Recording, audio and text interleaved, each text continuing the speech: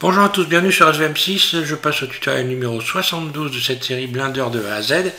Et ce que je vais développer dans ce tuto ou cette vidéo, c'est une sorte de condensé de tout ce qui est important à savoir au niveau des contrôles et au niveau des bonnes habitudes à prendre pour arriver à avoir des modèles qui soient donc viables, de manière à réaliser des choses correctes. Donc il y a quand même des éléments dont j'ai parlé évidemment dans les tutos précédents, d'ailleurs quasiment tous ce que je vais vous faire, mais je n'ai même encore jamais vu de condensé de ce type vous expliquant ce que vous devez savoir impérativement pour avoir des modèles viables. Voilà.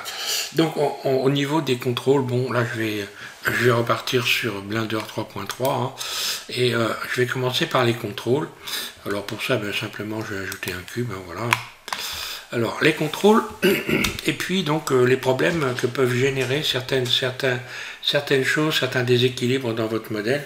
Donc on a évidemment les doublons donc c'est simple, les doublons, je vais par exemple dupliquer ce modèle en faisant un Shift D, un clic gauche, voilà, et donc là j'ai deux cubes en fait qui sont empilés les uns sur les autres. Si je sélectionne tout A et que je fais donc M pour contrôler les doublons, je vais faire by distance M, et vous allez voir que en bas de mon écran vont s'inscrire le nombre de doublons qu'il y a dans ce modèle, et il va falloir donc les rectifier, voilà. Donc là je me retrouve, vous voyez, avec 8 doublons, voilà, et 8 doublons, ça veut dire tout simplement que là maintenant, voilà, ils ont été supprimés, les doublons. Voilà, donc ça c'est une chose importante, puisque si vous avez des doublons, vous aurez forcément des problèmes après pour les textures, pour tout un tas de choses. Donc ça c'est un contrôle quasi permanent, c'est-à-dire que vous allez contrôler ça, voilà, toutes les 2-3 minutes, vous contrôlez, ou même moins que ça, mais très régulièrement, il faut contrôler ça. Alors, il y a l'orientation des faces. Il faut savoir qu'un modèle a des faces et que ces faces ont une orientation comme celui-là, puisque là c'est un volume. Et lorsque je vais donc ici aller dans cette liste ici, vous allez voir, donc ici dans cette liste, où est ma liste? Voilà, ici, vous avez donc le contrôle de l'orientation des faces. Ici, si je clique là sur l'orientation des faces, j'ai mon modèle qui devient tout bleu. Ça veut dire que les faces bleues vont être des faces qui seront toujours à l'extérieur, et les faces rouges seront toujours à l'intérieur. J'ai zoomé. Je vais renverser cette face, par exemple, en faisant un Shift N. Et puis, vous voyez ce qui s'est passé. J'ai cette fenêtre qui s'est ouverte, et je vais inverser cette fenêtre. Voilà, j'inverse cette fenêtre. Et on va voir les problèmes que ça peut générer. Donc là, j'ai un mélange, en fait, de face extérieure et de face intérieure. Imaginons, par exemple, que je veuille subdiviser. Regardez ce qui se passe. Si je veux subdiviser ce cube, eh bien, voilà ce qui se passe en réalité, et je n'ai pas une subdivision correcte. Si je retourne cette face en faisant un CTRL N, donc je sélectionne tout, je vais faire Shift N, pas CTRL N, voilà, et donc je viens remettre toutes les faces du bon côté. Vous voyez que j'ai obtenu ce que... Voilà, donc on voit que le contrôle de l'orientation des faces est hyper important. Donc il faut se rappeler qu'on a dans cette liste ici la possibilité de cliquer ici pour avoir l'orientation des faces. Voilà, donc attention également à être de préférence ici... je crois que faut que je regarde si ici il y a partout l'orientation des faces. Je vais recliquer là, voilà. Voilà. Donc ici, par exemple, vous voyez, elles ne sont pas devenues bleues, mes faces. Donc il faut faire attention à être dans ce mode-là pour voir l'orientation des faces correctement. Alors, ensuite, on a, dans les problèmes, on a les n-goals. Les n-goals, simplement, ce sont des faces qui n'ont pas 4 vertices. Par exemple, ici, si je prends cette face-là, on voit qu'elle est constituée de 1, 2, 3, 4 vertices. Si je rajoute, par exemple, ici, je vais rajouter une boucle. Donc, CTRL R, je rajoute une boucle, mais ici, je vais, par exemple, supprimer cette arête-là. Je vais la dissoudre. Donc, je me mets dans le mode arête, je clique sur le 2, et je sais dissoudre cette arête en faisant X, dissoudre, dissout l'arête. Voilà. Donc là, je me retrouve avec un n-gone. Pourquoi un n-gone? Simplement, il est constitué de 6 vertices et non de 4. Donc ça peut créer des problèmes. Ça peut créer des problèmes en termes de torsion des surfaces. Si je prends ça, je fais un GZ, on va voir, vous voyez ce qui se passe. Là déjà, je vois les faces intérieures. Je resélectionne tout, je vais faire mon petit contrôle, voir si j'ai pas de doublon. J'ai 0 doublon, et pourtant là, vous voyez. Alors, je vais déplacer, GZ. Là, donc, on voit bien qu'il y a un problème qui s'est produit. Hein. Il faudra, pour revenir et pas voir du rouge, c'est-à-dire des faces internes, il faudrait que je fasse un GY. Là, voilà.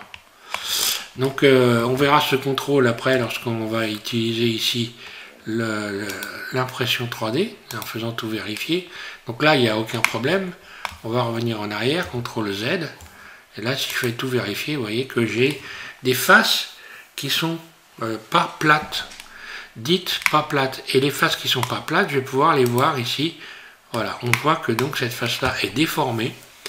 Et ben voilà, donc avec les n-gone, alors on peut utiliser ces faces avec plusieurs vertices, sauf qu'il faut faire attention, surtout dans les animations, parce que quand vous voulez faire des animations, ben vous allez créer des gros problèmes de déformation de surface si vous utilisez des n-gone. Ceci dit, les n-gone ne sont pas des choses interdites hein, dans la modélisation, sauf que voilà, il faut faire attention, il y a des torsions et qui peuvent créer des problèmes, par exemple à l'impression. Hein. Donc ça, encore que pas forcément, parce que donc là, par exemple, je pourrais régler le problème. Hein, je vais vous refaire une démonstration dans nettoyer. Ici, si je fais distordu, voilà, en faisant distordu, regardez ce qui s'est passé, tout vérifier, et voilà, on revient à 0 ici. Hein. Quand on a ce genre de problème-là, on peut utiliser donc le nettoyage. On peut utiliser lorsque l'on a ici, ici je sélectionne une face ici, je vais supprimer Shift X, face. Donc là, forcément, j'aurai donc un cube qui sera plus imprimable. Lorsque je clique ici sur tout vérifier, il me marque non manifold. Ça veut dire on ne peut pas l'imprimer, il est ouvert et il doit être fermé. Donc pour le rendre manifold, je vais cliquer là et ça va me refermer. Bon, mais on va revoir ça tout à l'heure, un peu plus tard. Pour l'instant, je continue donc on a vu les n-gone, le mélange de faces. Alors le mélange de faces, en fait, je vais prendre, tiens, je vais subdiviser ça. Ou je vais utiliser carrément, on va voir ce que ça donne. Dans maillage, ici transformer, et je vais donc déformer, non pas déformer, mais rendre aléatoire. Mais je vais rendre aléatoire, j'aurais peut-être mieux fait de subdiviser. Donc je vais subdiviser tout ça plusieurs fois, là, et je vais rendre aléatoire maintenant. Donc je sélectionne tout, et maillage, transformer, rendre aléatoire. Donc on voit que j'ai tout déformé, hein. Donc je peux déformer plus encore, hein. Voilà. Et voilà ce qui se passe. Donc on voit que dans les déformations, ben, j'ai des faces internes qui sont venues se créer, elles sont en rouge. Donc là on voit que ben, c'est forcément d'ailleurs si je contrôle ici tout vérifier, là on voit que la liste est longue dans l'impression 3D. Hein, donc ici on est bien dans la liste des problèmes qu'on peut rencontrer pour de l'impression 3D. Ben là on voit qu'il y a beaucoup de problèmes évidemment. Donc on a des faces qui sont inversées. Est-ce qu'on peut réparer ça? On peut toujours essayer de réparer. Hein. Si j'essaye d'inverser cette face, on va voir. Je vais essayer d'inverser cette face en faisant un. Donc là je sélectionne tout. D'ailleurs je vais sélectionner tout et je vais essayer d'inverser les faces en faisant un Shift N. Et voilà ce qui se passe. Donc on n'arrive pas à la réparer. Si je sélectionne uniquement cette face, que je fais Shift N, voilà. Donc là, indépendamment les unes des autres, je peux arriver à les renverser. Voilà, Shift N, Shift R, alors là, problème. Et là, voilà. Et donc on n'arrive pas vraiment. Il y a trop de problèmes là. Voilà. Donc d'un côté, je remets dans le bon sens, et en même temps, d'autres qui sont dans le mauvais sens. Ce qui veut dire qu'on ne peut pas faire grand chose là-dessus, on ne peut rien faire du tout. Si je fais une subdivision de surface, on va voir ce que ça donne, une subdivision de surface. Donc là, forcément, j'aurai des problèmes. Voilà, on voit là la subdivision. J'aurai forcément, obligatoirement, des problèmes. Et en termes évidemment de forme, puisque ce que je veux obtenir, c'est pas ça, et également en termes de texture, puisque ça va faire des petits mélanges. Et donc voilà, on a donc là un objet qui est complètement, qui n'est pas conforme du tout. Maintenant, alors après évidemment, suivant l'aspect qu'on veut avoir, on pourrait garder ça, hein, pourquoi pas, hein, mais voilà, c'est un modèle biscornu et pas très viable dans beaucoup d'éléments qu'on va apporter éventuellement au sujet. Donc, alors ensuite, donc ce qui est important évidemment, c'est de faire des enregistrements réguliers. Donc ça, il faut se rappeler ça, que vous allez enregistrer sous, vous allez donc automatiquement cliquer dessus, donner un nom, donc là je l'appelle hop, KKL, voilà, et donc je vais l'enregistrer sur un endroit dans mon ordinateur, soit dans un fichier, donc là je le mets sur le bureau, enregistré, voilà, et donc automatiquement sur mon bureau, j'ai mon fichier Blender qui est là, ici, voilà. Donc là, je vais l'enregistrer 2 fois parce que moi, j'ai, voilà, pour l'avoir en format ici, voilà. Pour l'avoir en format Blender, non, pour avoir un blind, quoi. Ensuite, l'enregistrement régulier, important. Et puis, pour ceux qui ont des imprimantes 3D, ben, on vient de voir le contrôle de l'impression. Donc, le contrôle de l'impression, évidemment, c'est une chose importante. On va voir différentes... si je fais tout vérifier là, j'ai 0 problème.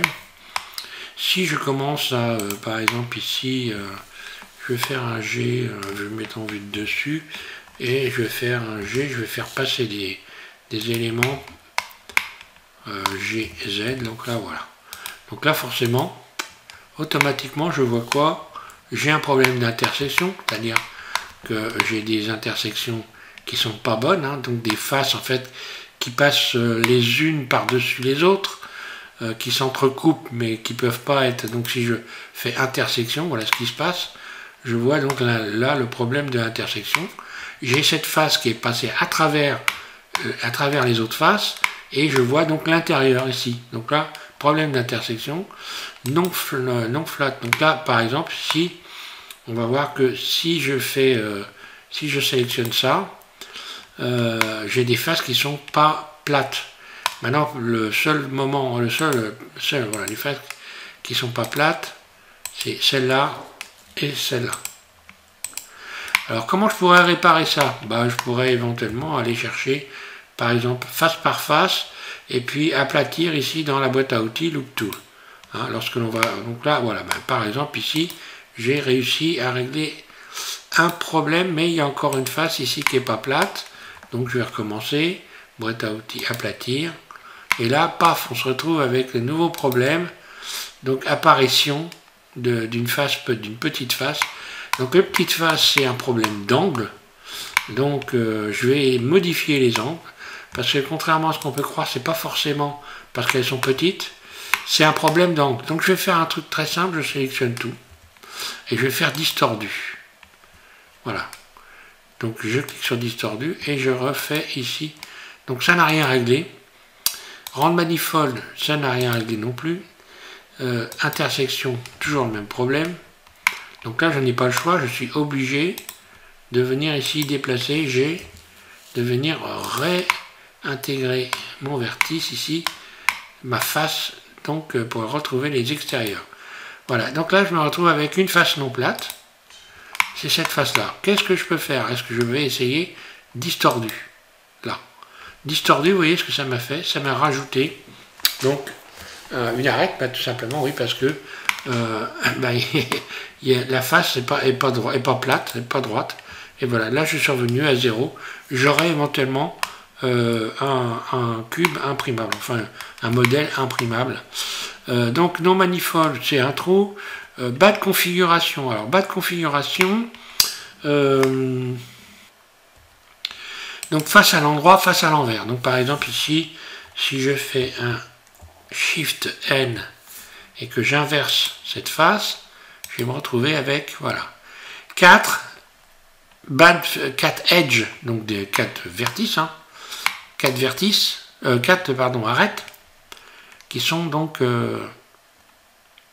qui ont une mauvaise configuration, voilà. Donc bah là simplement ça veut dire que j'ai des faces qui sont, donc là forcément si j'ai pas enclenché le contrôle des faces, bah, on peut se poser la question, bah tiens, qu'est-ce qui se passe, pourquoi j'ai une bad configuration. Bon bah voilà, vous le saurez, il suffit de faire un Shift N pour venir renverser ici et ici, et bah voilà, j'aurais dû faire le contraire, voilà, et voilà, et là on revient donc à la normale, bad configuration. Alors zéro face, zéro face a priori ça ne gêne pas beaucoup, c'est des faces qui sont tellement petites qu'elles sont marquées zéro face. Après on peut modifier, je vais essayer d'en faire une zéro face, je vais rajouter une boucle ici, voilà, on va essayer de voir si...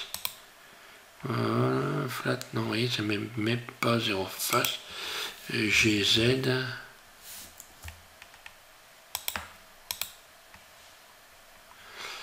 comment je vais faire ça, je vais rajouter une autre boucle par là, voilà, zéro face, j'en ai une ici, voilà. Donc ici, je pourrais par exemple faire glisser une arête, hein, voilà. Je vais faire double G. On va voir ce que ça va faire. Ça règle le problème. Donc faces qui sont soit trop petites, soit qui sont... J'aurais peut-être pu modifier un angle ici. Si je fais par exemple un GX, on va voir que GX, mais très légèrement, je risque d'effacer la zéro face. Tout vérifier, bah oui. Je reviens en arrière, voilà, j'ai une zéro face, j'attrape cette arête là, je fais un GX, rien que le fait voilà, de décaler comme ça, voilà, j'ai effacé la zéro face.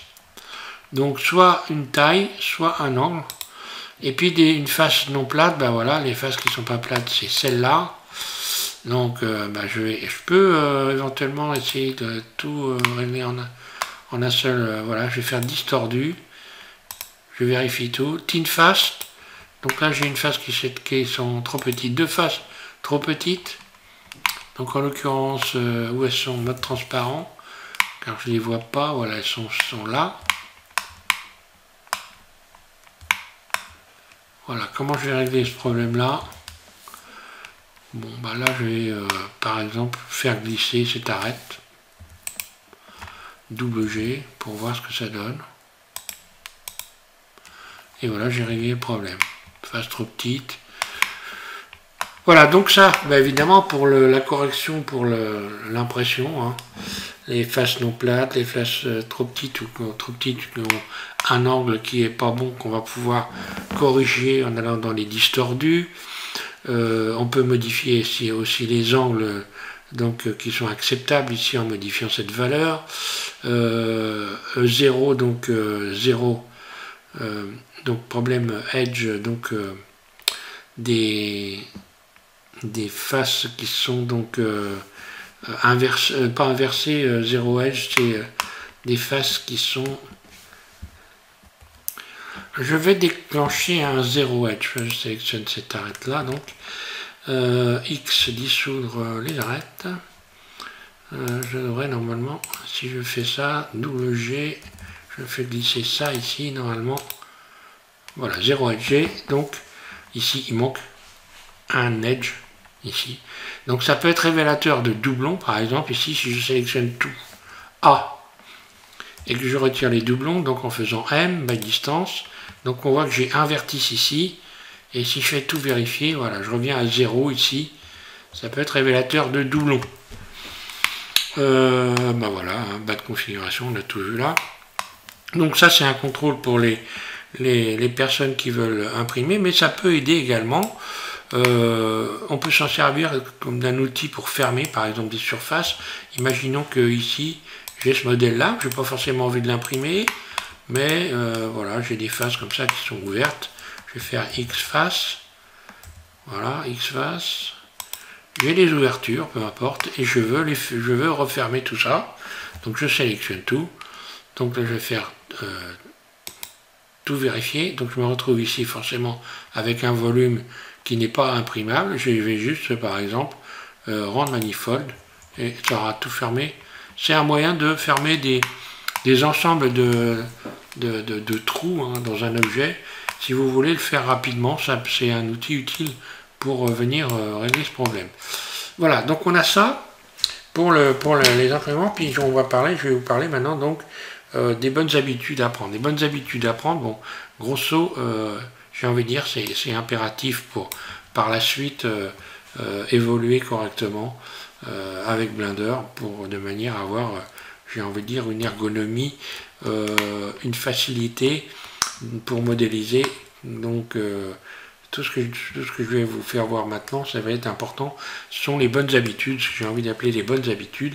Donc déjà dans les bonnes habitudes, on a les raccourcis clavier, l'utilisation des raccourcis clavier. Donc quand vous regardez, alors les miens, mes tutos en l'occurrence, hein, vous allez voir que j'utilise énormément de raccourcis clavier. Alors pourquoi c'est important? Parce que, alors moi, j'ai déjà dit plusieurs fois, j'étais pas convaincu il y a quelques années que l'utilisation des raccourcis clavier était importante. Et avec le temps, évidemment, on évolue, on apprend, et je me suis aperçu que, évidemment, c'est incontournable si on veut évoluer rapidement avec Blender, modéliser, faire des modélisations complexes sans perdre des heures à chercher, à fouiner partout. Pour retrouver les éléments dans les listes, ici, vous avez toutes ces listes qui sont importantes. Lorsque vous connaissez les raccourcis clavier, rappelez-vous qu'ils sont indiqués ici dans les listes, hein, donc c'est facile pour les mémoriser. Là, au début, évidemment, je vais passer en mode edit en cliquant sur Tab ici. Si je vais dans une liste, hein, par exemple sommet ici, vous voyez que faire glisser les sommets, donc là ça sert à couper quelque chose. Hein. Là si je fais donc majeur V, hein, je sélectionne ici et je fais donc la majeur V, et là automatiquement majeur V, là j'ai donc découpé. Contrôle, donc là forcément j'ai des doublons. Maintenant si je sélectionne tout et que je fais M by distance, j'ai forcément des doublons. Hein.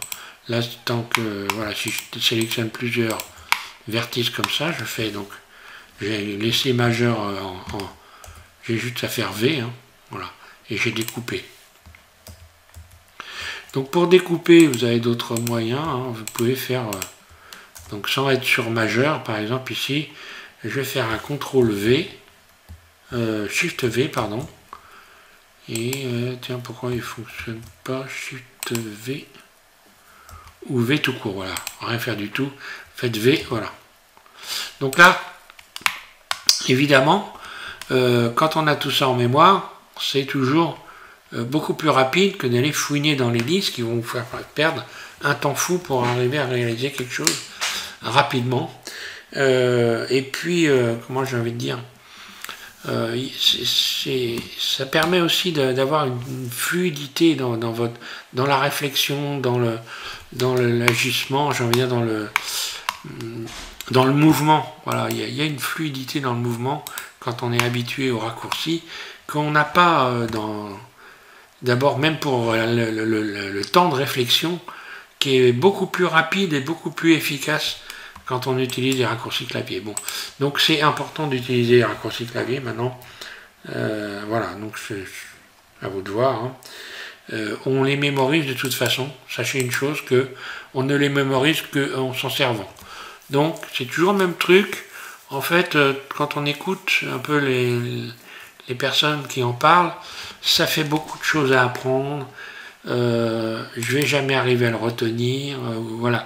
Mais si, parce que si vous vous en servez, vous les retenez automatiquement. Moi, j'ai pas une mémoire particulièrement développée, et pourtant j'arrive à retenir les raccourcis clavier. Croyez-moi, la liste est assez longue. Bah, pas simplement, je me suis servi des raccourcis clavier et j'ai arrêté d'aller fouiner dans les listes. Si, j'ai fouiné dans les listes, mais j'ai regardé les contrôles. J'ai regardé les raccourcis clavier ici. Hein. D'ailleurs, les raccourcis clavier, vous les avez lorsque vous allez ici dans Préférences. Hein. Vous allez donc dans, je pense que si je me pas navigation, thème, vue, interface. Voilà, ensemble des raccourcis, hein, vous l'avez ici, donc vous allez là. Ensuite, vous allez donc, voilà. Les raccourcis, vous les avez là. Vous avez tous les raccourcis clavier. D'ailleurs, vous pouvez les changer, hein, si vous voulez. Hein. Attention, quand même, par contre, à pas trop aller modifier ces listes-là, parce que après, vous ne serez pas tellement raccord avec l'ensemble des tutos que vous allez regarder. Donc, ça peut créer des problèmes. Alors, l'utilisation du manuel aussi, bon, et on se pose toujours des questions, on dit donc il faut se rappeler qu'on regarde des tutos, c'est très bien les tutos, et des fois, il est quand même intéressant de jeter un œil sur le manuel. Donc sur le manuel, vous allez dans Aide, vous cliquez sur Manuel, et vous allez avoir accès au manuel avec tous les éléments ici. Donc maintenant, on a la chance de l'avoir en français, hein. Donc il y a quand même quelqu'un qui a fini par s'en occuper, et puis voilà, on peut que le remercier, puisque la plupart là, voilà, c'est compréhensible par, on voit que c'est en français, hein, espace de travail. Donc il y a encore des textes anglais dedans, je crois, mais il y en a très peu, hein. Voilà, il me semble que non, ça doit être pratiquement à jour, hein. Donc, important, lorsque vous avez un problème, bien, vous vous servez du menu, hein, enfin du menu du manuel, hein. Ça c'est une chose intéressante à savoir. D'ailleurs, souvent, même dans les tutos, on peut se tromper, hein, on n'est pas des machines, donc ça peut arriver qu'on dise quelque chose qui ne soit pas vraiment confirmé par le manuel, donc il est toujours bon d'aller jeter un œil, voilà, par rapport à ce qu'on vous dit, le manuel. Donc aussi, donc la configuration de l'interface. Donc là, pour l'ergonomie, c'est-à-dire la facilité de mouvement sur votre interface, il faut donc la configurer. Il faut configurer votre machine. Ça fait partie des choses importantes. Moi, par exemple, ici, vous voyez, je suis habitué à avoir des menus en bas. Ici, tous mes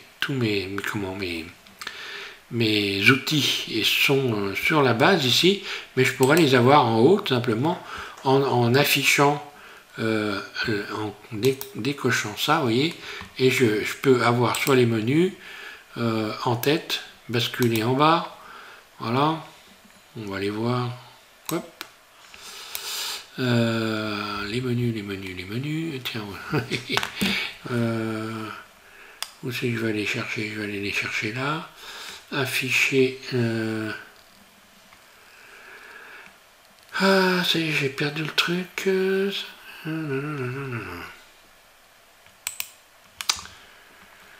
où je vais aller rechercher mes menus, ça y est, j'ai, voilà, et j'ai, en cliquant ici, il faut se rappeler de ça. Donc ici, je pourrais avoir ces barres de menus en haut, par exemple, afficher l'entête, basculer en haut, voilà. Voilà, je peux basculer menu. Moi, je préfère les avoir en bas. Désolé pour ce petit contretemps, voilà, mais c'est pas les outils que je regarde le plus souvent, puisque moi, mon ordinateur, enfin mon interface est configurée, elle bouge jamais. Et d'ailleurs, à chaque fois que je change de version de Blender, il faut se rappeler que vous pouvez garder vos menus en mémoire au cas où vous les avez perdus. Vous allez les retrouver lorsque vous allez ici, donc dans des fichiers, vous allez donc dans votre ordinateur, vous allez ici sur, alors là, ouais, pavillon C, voilà, vous allez dans le pavillon C, et vous allez dans utilisateur, vous allez avoir ici, lorsque vous cliquez sur le nom de votre ordinateur, et vous allez avoir ici data, application data, Et application data, vous avez Running, vous avez donc ici dans Blender, les fichiers de configuration, donc vous choisissez votre Blender, moi je les ai gardés tous en mémoire, et vous allez le dossier de configuration ici avec ces deux éléments-là qui vous permettent, donc lorsque vous allez les sauvegarder, les copier, vous allez pouvoir vous les réinstaller dans toutes les versions de Blender que vous avez, sauf qu'il faut faire attention, vous allez voir par exemple que vous avez des fonctions qui peuvent avoir disparu d'une version à l'autre. Par exemple ici, sur la version 3.3, j'ai directement la possibilité de adoucir, on va le voir, je vais vous faire voir, donc voilà, je vais avoir, donc je suis bien sur la 3.3, ouais, c'est ça, la possibilité ici de adoucir, où est-il? Ah oui, en mode edit, voilà. Je vais avoir la possibilité d'adoucir ici, voilà. Ombrage lissé, c'est-à-dire d'enclencher directement ici. Précédemment, on allait dans normal pour enclencher auto lissé ici. Et maintenant, lorsque l'on va ici, donc dans objet, voilà, on a le auto lissé qui est ici, voilà. Dans cette liste-là. Là. Auto-lissé. Donc moi je l'ai introduit dans mon menu favori. Donc il faut se rappeler, CTRL-Z, je reviens en arrière, voilà. Donc moi dans mon menu favori, j'ai inclus auto-lissé, voilà. Donc c'est pratique de l'avoir dans un menu raccourci. Et donc évidemment, le menu raccourci, ça fait partie des choses qui ne sont pas contournables. Vous pouvez donc créer un menu de raccourci. C'est-à-dire qu'à chaque fois que vous allez quelque part ici dans les listes, vous allez pouvoir donc choisir les outils dont vous vous servez le plus souvent. Et par exemple ici, si j'utilisais très souvent joindre, je fais un clic droit et je peux ajouter aux favoris. Voilà. Donc maintenant, lorsque je vais cliquer sur la lettre Q, je vais avoir la liste de mes favoris qui va apparaître. Donc tiens, on va faire cette expérience. Objet. C'était non, objet, donc je vais joindre. Voilà. Je fais un clic droit dessus et je vais faire ajouter aux favoris. Voilà. Voilà.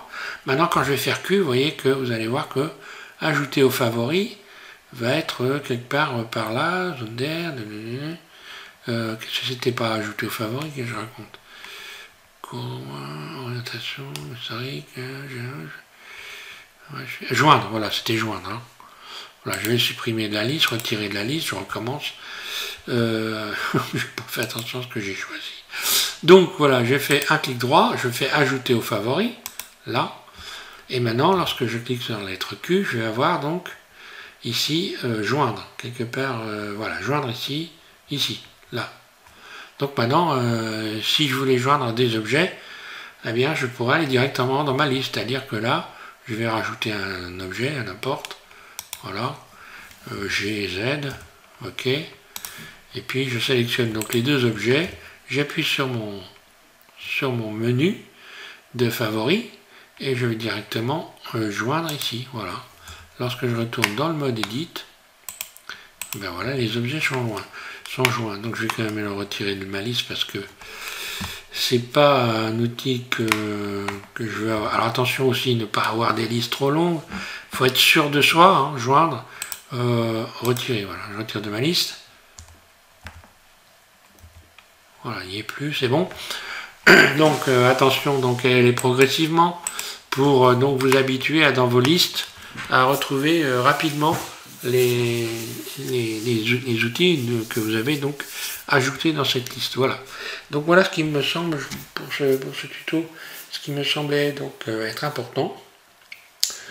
Donc j'ai fait un petit peu le tour de ce qui est important. Donc je vous ai dit hein, de ne jamais oublier de régulièrement enregistrer vos fichiers. Ça c'est quand on a un ordinateur qui a tendance à bugger, donc à être un peu chargé, donc à avoir des problèmes, c'est important de le faire très régulièrement. Bon, quand vous avez une machine fiable, disons moins souvent, mais moins votre machine est fiable et plus il vous faudra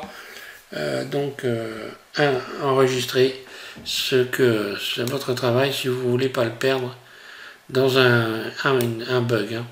Voilà, donc bon bah, je pense avoir fait un peu le tour de ce qui est important, donc développer un petit peu ce qu'il faut savoir vraiment. Ça c'est, je veux dire, c'est le minimum syndical pour arriver à faire des choses correctes avec Blender. Voilà. Merci à tous de suivre SVM6. Et puis, alors prochain tuto, je vais quand même revenir sur un modèle parce que je me suis aperçu que les coques de bateaux intéressaient beaucoup. Donc, je vais quand même en faire une que je n'ai pas réalisée jusqu'à maintenant. Et je vais vous faire donc modéliser un voilier. Je vais vous faire voir comment vous pouvez modéliser une coque de voilier. Je vais vous faire voir rapidement ce que c'est pour ceux qui suivent et qui sont abonnés à la chaîne. Voilà, donc je vais vous expliquer comment faire réaliser une coque de voilier comme celle-ci. Hein. Donc imprimable. Donc vous voyez, j'ai tout vérifié ici, est parfaitement imprimable. Vous pourrez, pour ceux qui ont des imprimantes, soit l'imprimer en une seule fois si vous avez un petit modèle, soit éventuellement couper des tronçons pour faire un modèle plus grand, éventuellement, si vous avez une petite imprimante. Donc le découper en morceaux, mais là, donc il est en deux parties. Hein. On va voir ici la coque, hein, voilà, qui a donc une épaisseur. Et donc là, l'avantage, c'est que vous allez pouvoir lester la coque pour le faire flotter. Et voilà, donc tout ce qui est accastillage, je ne le modélise pas évidemment, parce que voilà, la complication en réalité, elle vient de la coque. C'est ce qu'il y a, d'ailleurs en regardant les tutos, hein, c'est ce qu'on voit, ce qu'il y a de moins évident à modéliser une coque. Vous voyez, donc moi j'ai un maillage, voilà, qui est nickel, il n'y a aucun souci là-dessus. Et c'est pas très compliqué en réalité. Hein. J'avais donc fait une démonstration avec une barque il y a très peu de temps là.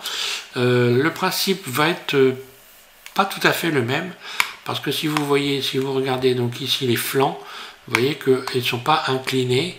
On pourrait éventuellement modéliser également l'armature de la coque intérieure grâce à justement l'utilisation de ces arêtes ici, les transformer donc en barre de bois, hein, en barre pour venir faire l'intérieur de la coque, ce que j'ai fait d'ailleurs déjà pour m'amuser.